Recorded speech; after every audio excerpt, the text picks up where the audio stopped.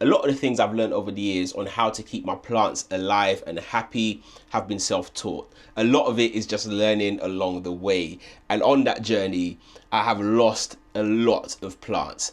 And a lot of them I've done my absolute best to try to save them. Sometimes it doesn't go to plan, but sometimes it does. And that's what we're going to talk about in today's video. We're going to be looking at a few plants that have gone downhill, almost died, and I've been able to resurrect them. And now they're looking really, really good. And I would love to share them with you. What is up, guys? My name is Lithius and welcome to Roots Ready. In the early days, some of you may have seen that I had a lovely lush philodendron MICANs growing here. It was trailing down this cabinet and it looked really, really good. In fact, it got so tall that I had to wrap it around itself because it hit the floor. It would come back up the plant and then down again. And then for whatever reason, the plant decided to kill over and die. And to be fair, I left it here for a long time because I had given up on this plant because I tried so many different things to save it and it just wouldn't work. It refused to work. So there was a day I had enough. I called it and I decided to trim the plant, what was left, what was still viable, because a lot of the vines were actually no good. They were dried up and it was just terrible. There was no way of saving them. So I decided to take a few cuttings that I could, and I actually left the base cutting just here, and I didn't really care about it. To be fair, I was kind of hoping that the plant wouldn't make it so I could just throw it away and just call it a day with this plant and maybe start again with a whole new plant. So I just left the base cutting there, but look at this. This just popped up almost out of nowhere. When I completely neglected this plant, I stopped watering it, I wouldn't really do anything new to it.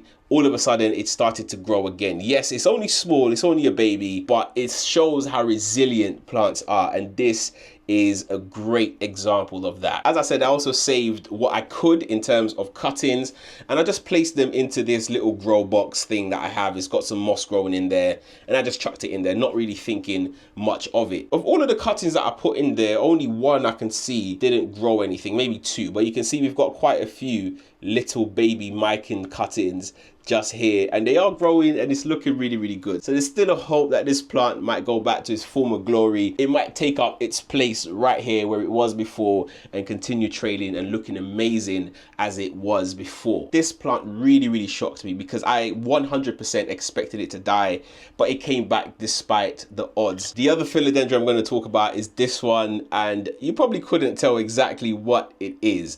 But this, ladies and gentlemen, is my Philodendron 69686, the third one that I've tried. I had a very lush, gorgeous 69686. It grew very well. It had some really big leaves. It started to mature really, really nicely.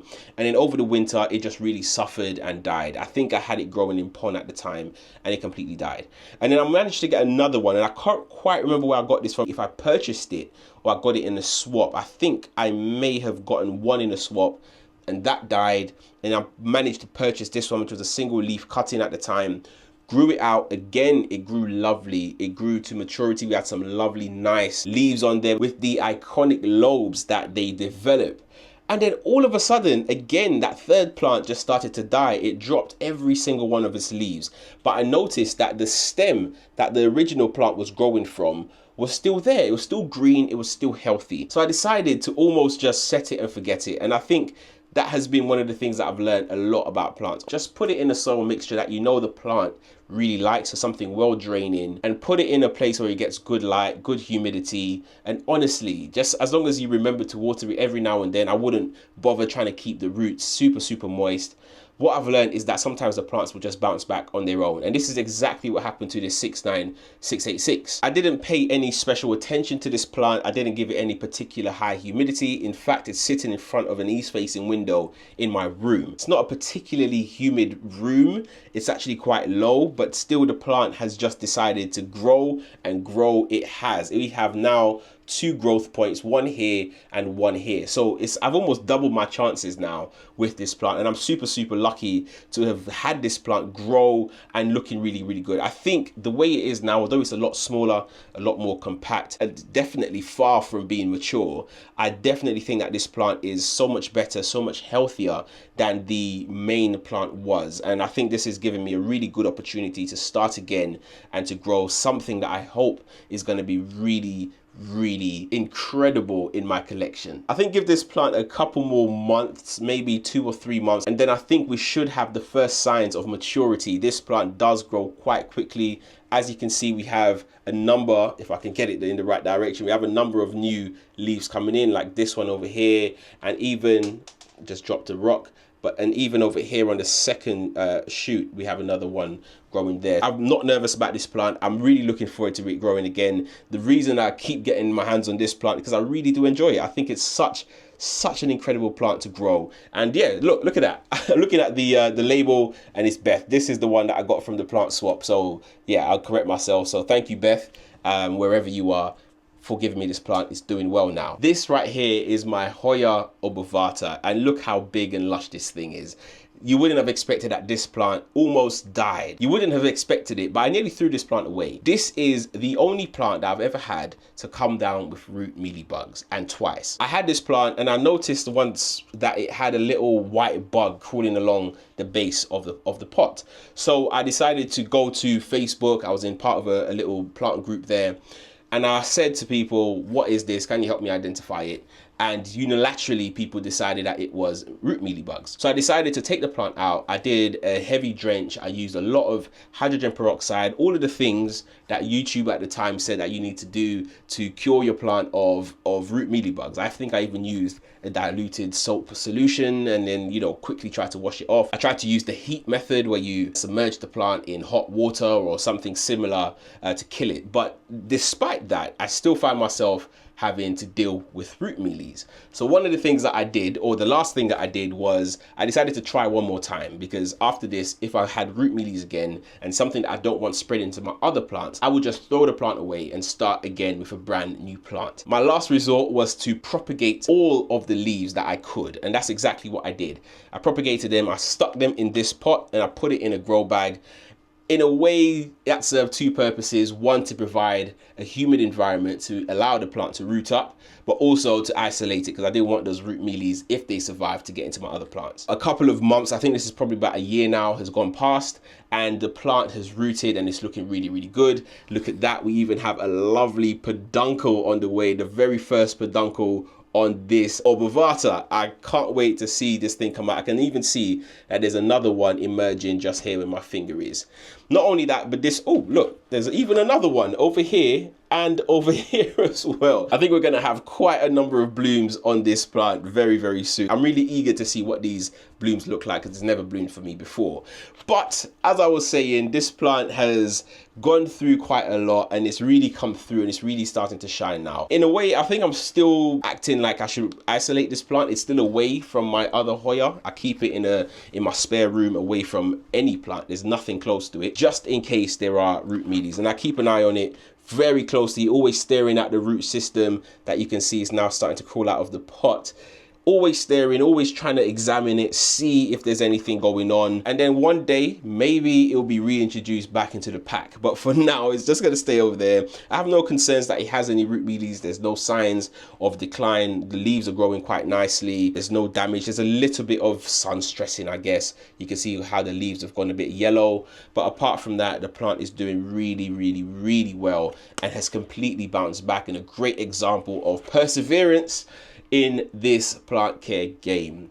Sometimes it's better just to try and try and try, and then at some point, hopefully you will succeed. Hopefully these are some encouraging words to those of you that are maybe struggling with some of your plants right now. My Philodendron gloriosum is another plant. This was probably one of my prized philodendron, because it grew so lush, so beautiful. It had massive leaves that were probably about 20 to 25 centimeters, probably pushing 30 centimeters in width alone. So the plant was really, really massive. I had it growing in leca alongside a pastazanum. Unfortunately, the winter was really, really tough on these plants. The cold combined with the wet roots and the reservoir was just not a good recipe. So unfortunately, the plant just started to decline, and both of them, I had to do some emergency repotting. I chopped all of them up and I just placed them into different places, different grow bags in different situations to encourage them to grow and to rehab as well. This is one of the first, probably the first gloriosum cutting that started to re-emerge and grow back. And this thing came back on a different level. Let me show you, because I've spoken about this plant before, but I'm going to keep talking about it. Look at that. This plant grew back and it came in with some variegation. Look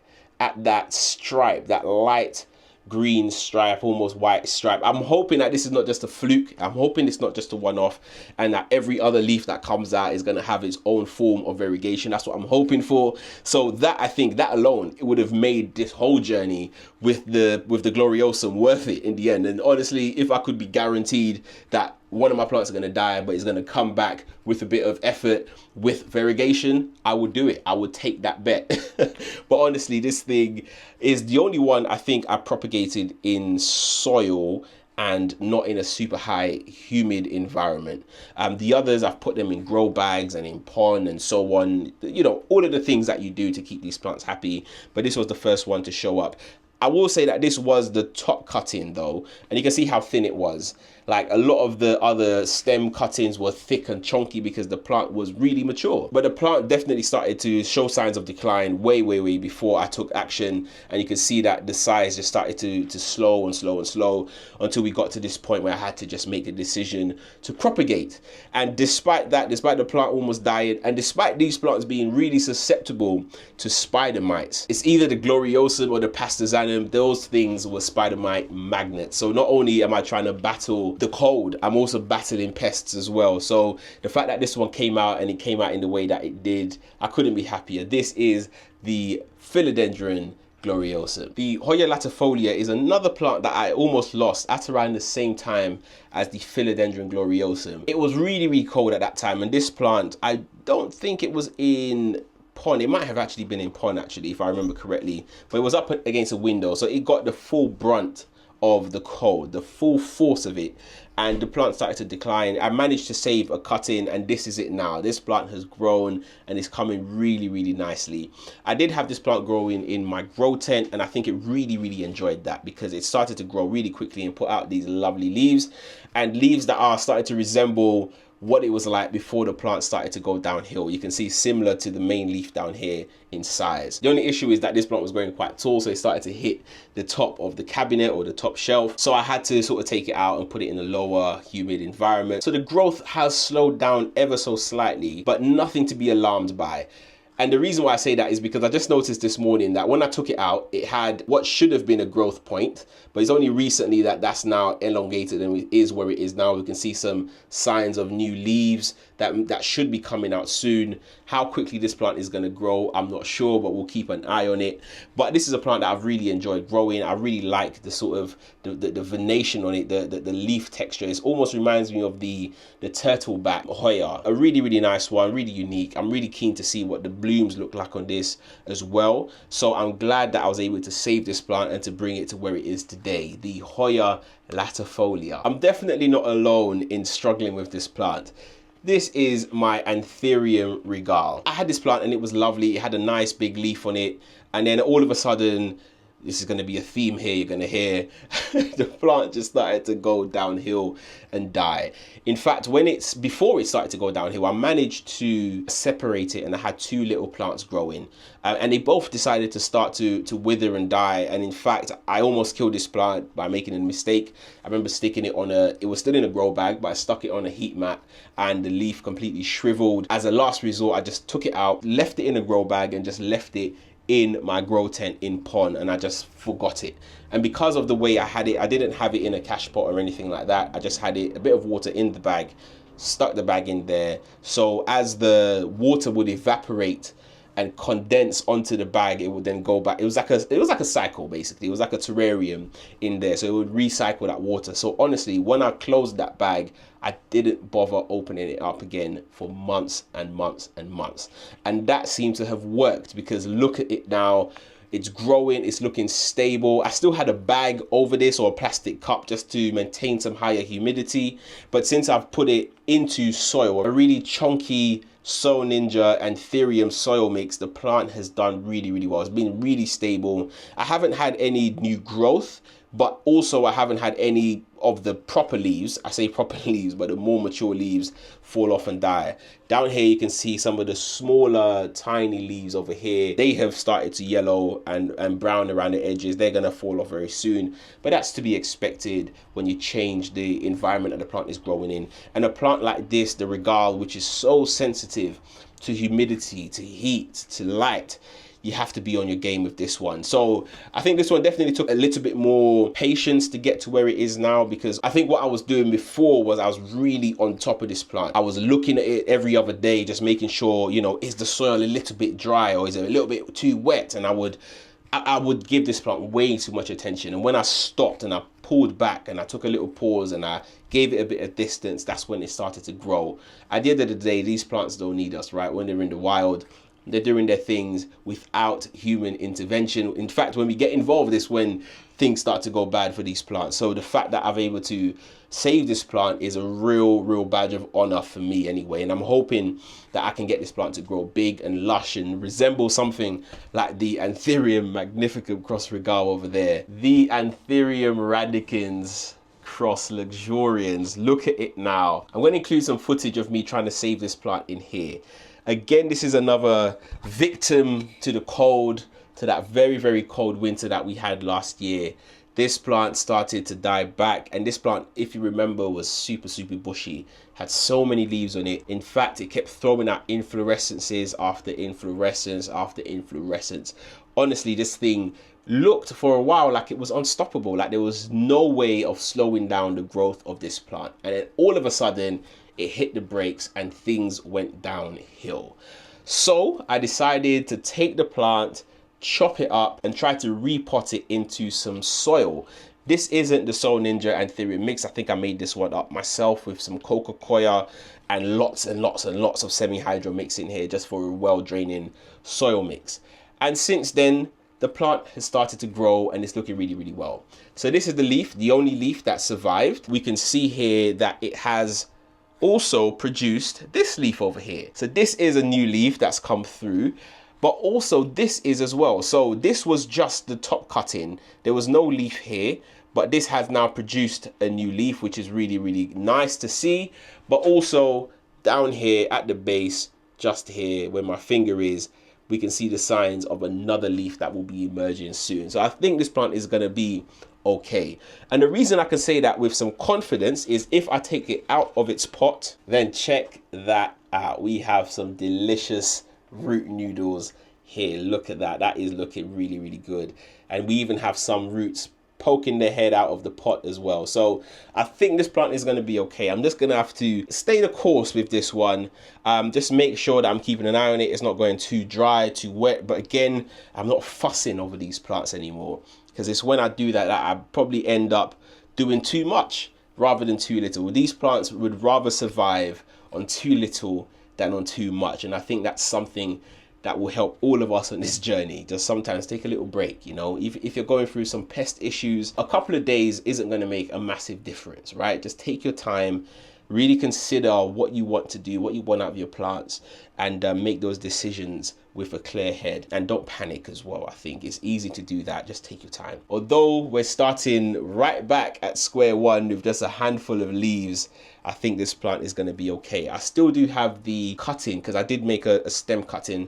I'm trying to propagate that. In fact, I'll actually show you what that stem cutting is looking like, because I've seen that it's got some new growth coming in. So this is how I've been storing it. It's been in this little blue container here and in this plastic bag. There's a couple more cuttings in here than when you first saw this, because before it was just the Anthurium cutting in here. But here we go. Look at that. These red ones here, those are the Anthurium radicans Regale cutting. That is looking really good. So we have 3 growth points that I can see coming up here. So we have this one over here, we have this little one down here, and in the corner just underneath it we have another one coming in over there. So I think what I'm gonna have to do is find a way to get some moss on top of these roots, because I can see we have some aerial roots coming in. See that little yellow one just there?